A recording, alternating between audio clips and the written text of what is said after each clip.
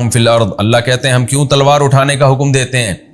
اس لیے کہ ہم جن لوگوں کو تلوار اٹھانے کا حکم دیتے ہیں نا، وہ زمین میں یہ چیزیں نافذ کرتے ہیں. اور جو کہتے ہیں نا اسلام تلوار سے پھیلا ہے اور اس مذہب کو تلوار کا استعمال نہیں کرنا چاہیے، یہودیوں نے جو ماضی میں تلوار چلائی، جب یہودی مذہب برحق تھا وہ تلوار بھی غلط تھی، اور عیسائیوں نے جو جہاد کیا اپنے دور میں وہ بھی غلط تھا، اور مسلمانوں نے جو جہاد کیا وہ بھی غلط تھا. تو اللہ کہتے ہیں کہ ہم جن کو تلوار چلانے کا حکم دے رہے ہیں نا، وہ اگر تلوار نہ چلائیں تو جو سیکولر قوتیں تلوار چلا کے دنیا میں پھیلائیں گی، وہ زنا، بدکاری، سودی نظام اور عبادت گاہوں کو ستیہ ناس کر دیں گے. وہ لوگ یہ کریں گے. تو تلوار تو چلے گی، یعنی طاقت اور قوت کا استعمال تو ہر دور میں ہوتا رہا ہے. یہ ہو نہیں سکتا کہ قوت استعمال نہ ہو. آپ نہیں کریں گے، باطل کر لے گا. اور باطل کر کے کیا کرے گا؟ جس کا پہلی آیات میں ذکر کہ وہ اللہ کے نام کو دنیا سے ختم کر دے گا، جیسے کہ آج ہو رہا ہے نا. سیکولر قوتوں میں اللہ کے نام کی تو کوئی ویلیو ہی نہیں ہے.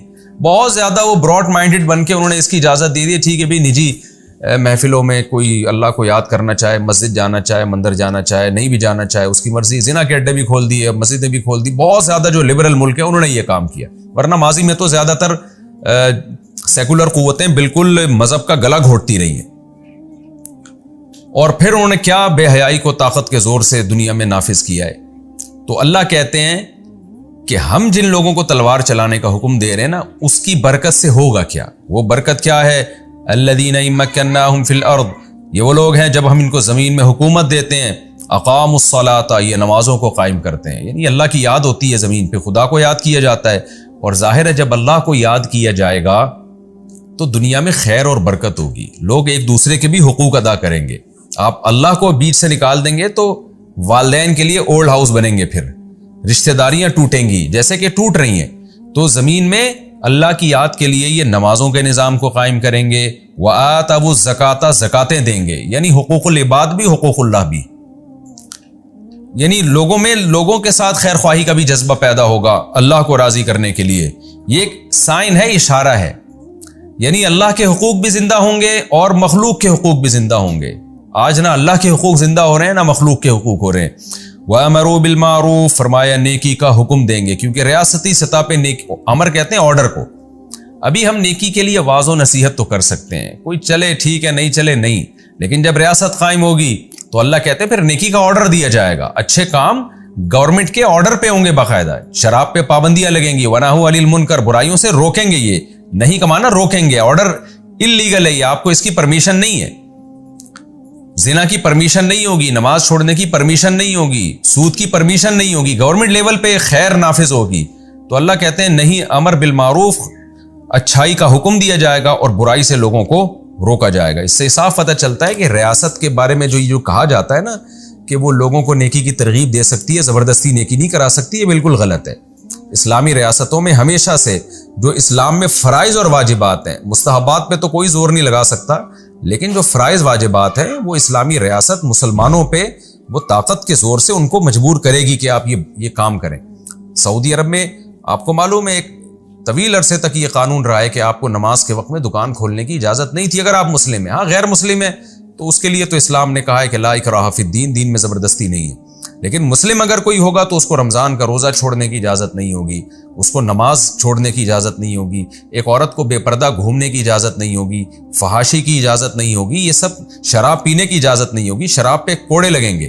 تو جو آج لبرل قسم کے اسکالر آ گئے ہیں اور وہ کہتے ہیں کہ ریاست زبردستی نہیں کر سکتی، یہ بالکل غلط ہے. تو جو اسلام لائے گا ریاست اس پہ زبردستی کرے گی.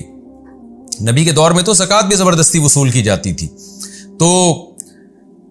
تو یہ اللہ تعالیٰ نے قرآن مجید میں بتایا. تو اس سے ظاہر ہے کتنی خیر پھیلے گی سوسائٹی میں.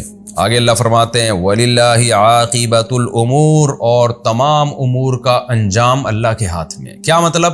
وقتی طور پر اگر اہل اسلام کو شکست ہوئی، آزمائشیں آئیں جیسے احد میں ہو گئی، یا وقتی طور پر نقصان ہوا، تو انجام تمہارا ہی اچھا ہوگا اگر تم صحیح سمت میں چلنا شروع ہو گئے.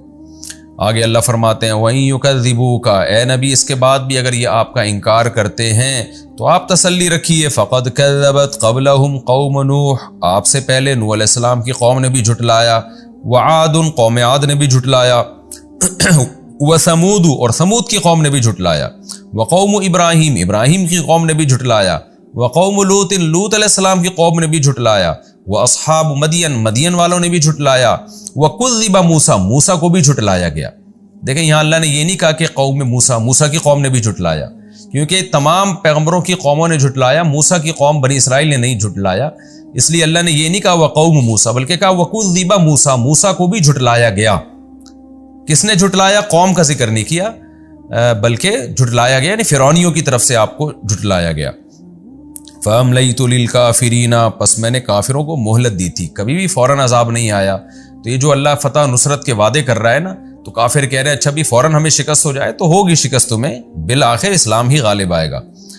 सुम्मा अख़ज़्तुहुम, अल्लाह कहते हैं मैंने शुरू में सबको मोहलत दी है, फिर मैंने उनको पकड़ा है। फ़कैफ़ कान नकीर, तो देखो मेरी पकड़ कैसी हुई, देखो कैसा मैंने कौमों को तबाह बर्बाद किया है।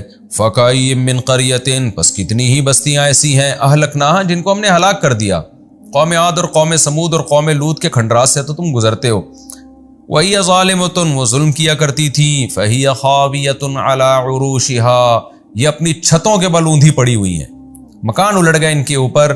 वबीइरिम मुअत्तलतिन, और कितने कुएं बेकार पड़े हुए हैं। जाते हो जब तुम सफ़र में देखते हो कौमों के कैसे कुएं, जब नबी सल्लल्लाहु अलैहि वसल्लम कौम समूद के करीब से गुजरा करते थे तो वहाँ कुएं थे बेकार मुअत्तल पड़े हुए थे।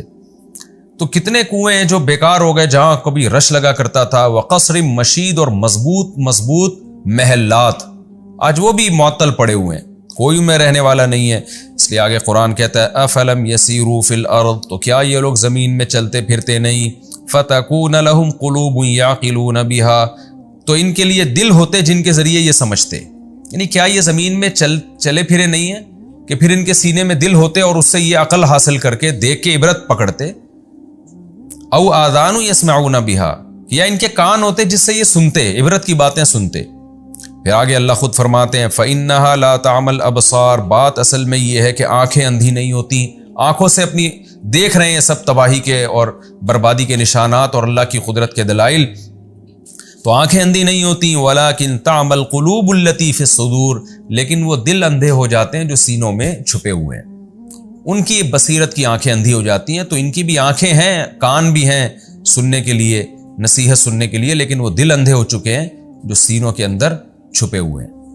वयस्ताजिलूनक बिल अज़ाब, फिर ये लोग अजाब में जल्दी मचाते हैं।